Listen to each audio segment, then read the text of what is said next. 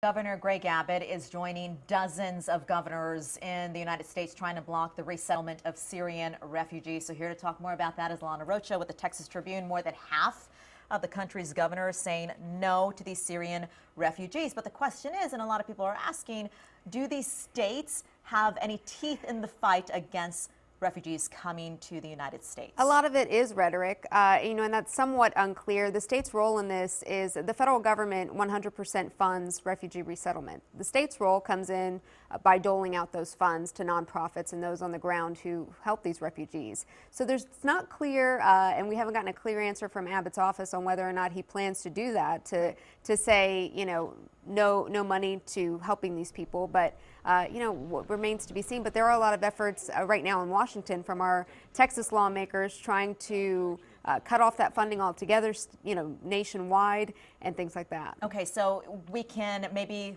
they're thinking attack it at the federal level. So that's why you have people who are requesting these bills be looked at and be passed, but there are differences in these bills. Yeah, there's different approaches. So Congressman Michael McCall has a bill that would, address it one way, I believe, just blocking and halting the president's 10,000 Syrian refugees coming into this country. You have two congressmen who have filed a bill wanting to temporarily halt all funding at the federal level for refugee resettlement across the board. And then you have Senator Ted Cruz, GOP presidential contender, who filed a bill last night that would halt all refugees from coming to this country from countries that have a substantial amount of territory controlled by terrorist organizations. So the details are there, fine details and differences. And a lot of the GOP leaders are saying to President Obama, you're insulting us by you're telling us, so are you afraid of orphans and are you afraid of widows? And they're saying, Ted Cruz is saying, Mr. President, come and insult me to my face. Does the president have a point here?